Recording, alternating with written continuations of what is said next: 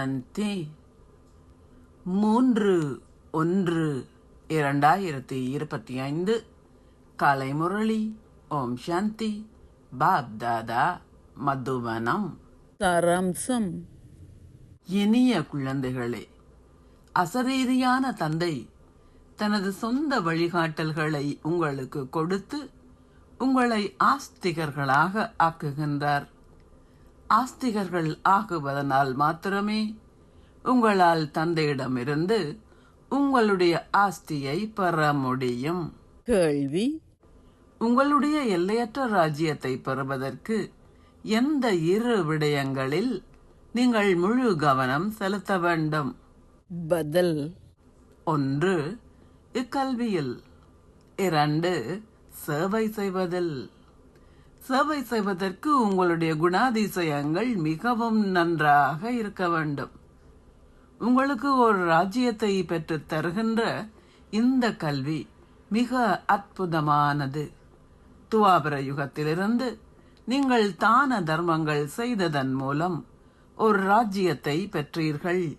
எனினும் இப்பொழுது இந்த கல்வியின் மூலமே நீங்கள் இளவரசர்கள், இளவரசிகள் ஆகுகின்றீர்கள். பதில்: பாடல். எங்களுடைய யாத்திரை தனித்துவமானது. ஓம் சாந்தி. தாரணைக்கான சாராம்சம். 1. உங்கள் வாழ்க்கையில் இந்த ஞானத்தை கிரகித்து சேவை செய்யுங்கள். பெருமளவு சேவை செய்பவர்களுக்கும் மிகச்சிறந்த குணாதிசயம் உடையவர்களுக்கும் மதிப்பளியுங்கள். 2. செயல்களை செய்யும் போது நினைவில் நிலைத்திருக்கும் பழக்கத்தை உருவாக்குங்கள். நீங்கள் செய்கின்ற சேவையில் வெற்றி அடைவதற்கு ஆத்ம உணர்வு ஸ்திதியை கொண்டிருப்பதுடன் உங்களுடைய இதயத்தையும் சுத்தமாக வைத்திருங்கள். ஆசீர்வாதம்.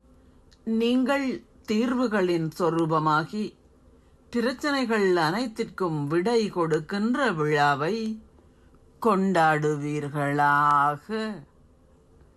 நீங்கள் உங்களுடைய சம்பூர்ண ஸ்திதியில் ஸ்திரமாகும் பொழுதே தீர்வுகளின் சொரூபங்களான ஆத்மாக்களாகிய உங்களின் மாலையானது தயாராகும். உங்கள் சம்பூர்ண ஸ்திதியில் பிரச்சனைகள் அனைத்தையும் குழந்தைகளின் விளையாட்டுகளாக, அதாவது அவை முடிவடைந்து விட்டதாக அனுபவம் செய்கின்றீர்கள்.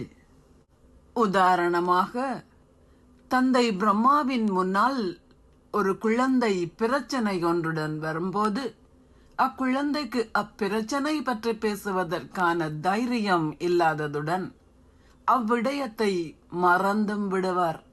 அதேபோல் குழந்தைகளான நீங்களும் தீர்வுகளின் சொரூபங்களாக வேண்டும்.